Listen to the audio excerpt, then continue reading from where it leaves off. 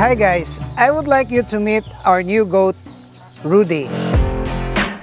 I'm in the back seat. This buck is actually 50% Anglo-Nubian and 50% our native here. For the ride, okay?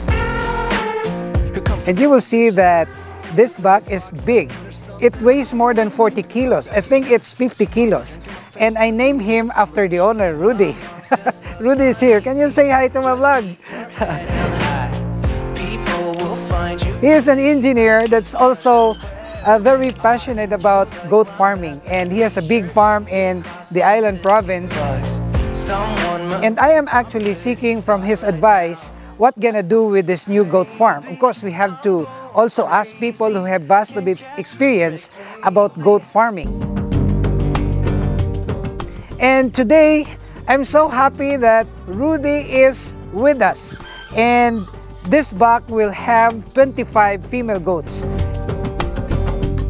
He will have 25 wives. And this is gonna be the allowable ratio insofar as the goat farming is concerned.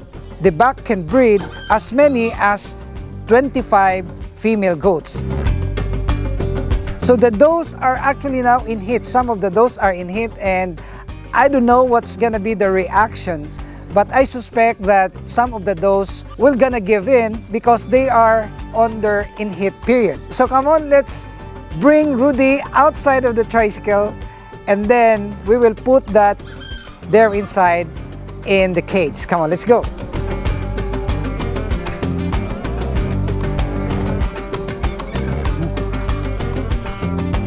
I was told that this goat is actually naughty, that it can even bite our hands.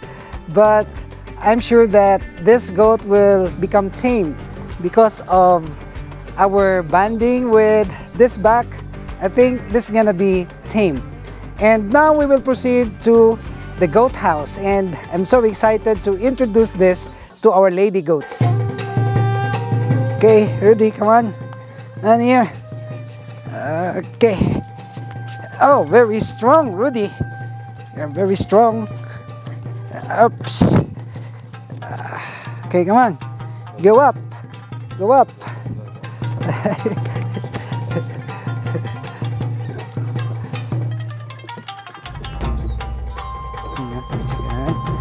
Antay ha, kay Sigma.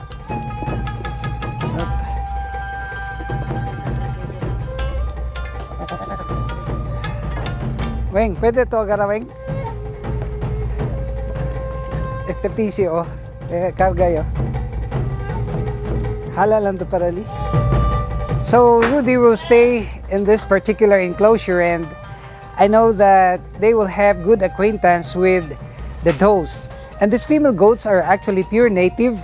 And what's good about crossing the upgraded to the native is the fact that they can produce strong and even very healthy kids. And I will make an update about the ups and downs of this goat farm, and for us to be able to learn about the practical tips, approaches on how to, address some issues and even problems, concerns. And I'm gonna be sharing that with you.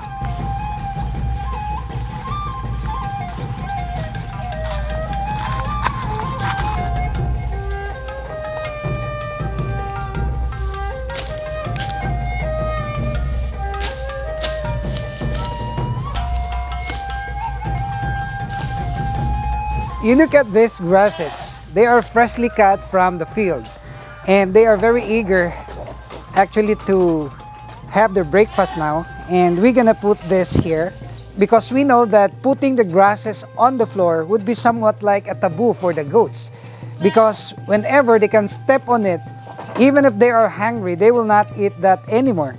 So the idea is to have a manger like this in order to hang the food for them, hang the grasses for them, so that they cannot step on it. And this is what I have learned from the other channel as well. And I had a great conversation with the owner of that buck, Engineer Rudy, and he said that this goat farming is one of the best farming that you can engage, especially if you don't have that much capital. So we're doing this slowly, as what I've said. We cannot just abruptly buy some, expensive breeds and then put that here in the farm, because we're doing it very slowly. We don't know what are the prevailing issues that we might encounter. But I'm sure of the native goats. I'm quite sure of the temperament and even the resistance of these native goats towards the environment. I mean, they are just born and raised here and they don't have environmental issues. And this is what I'm very confident about.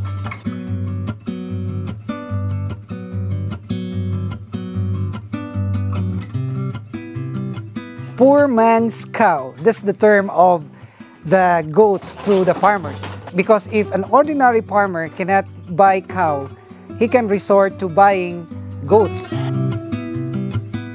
Because these goats are affordable compared to the cow. But the other term for the goats are ATM, animal to money. Because it's very easy to sell your goats in the market because these goats are in demand. These goats are actually not plenty, that the supply is lesser compared to the demand. That's why I'm so encouraged about this goat raising, because aside from it's not actually difficult, and aside from it's not actually requiring us to shell out a lot of money for the food, because we're just getting the food out from the corner, from the vicinity, it will also give us a good assurance that whenever we're gonna sell them, we can turn our animals into money. That's why they are called ATM, animal to money.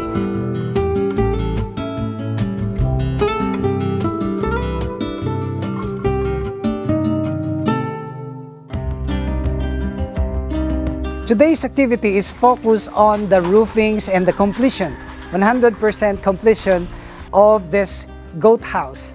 Because it's been a month already or two that we tried our best to completely affix everything. And now, only the roofings are lacking and some finishing touches. We will affix the doors and we put some hinges and then affix the roofings, and that's it. And as soon as this can be completed, we will slowly acquire some upgraded breeds. And this is the beginning of our goat farm journey. And I'm so excited to share with you our water spinach. In our last video, we made an effort about planting this water spinach because this is good for human consumption.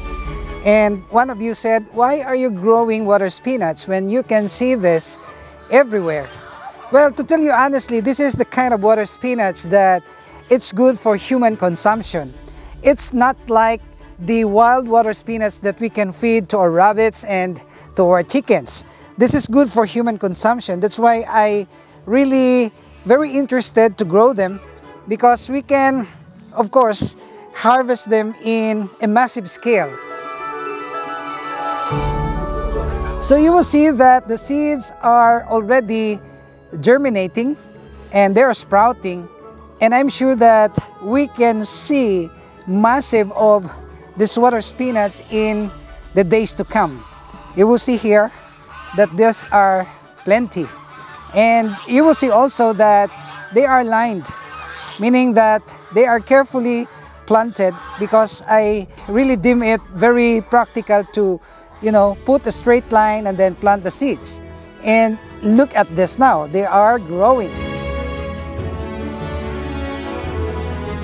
And one of the favorite viand that I will do for my breakfast is this adobong kangkong. And this is the source now of our food.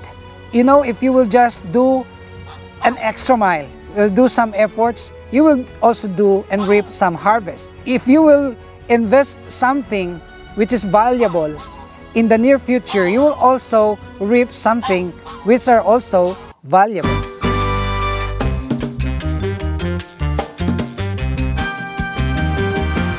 I harvested some 2 kilos of our bitter melon, and we can still see some that are hanging here, very young fruits. And every morning as I come to the farm, my heart is filled with excitement.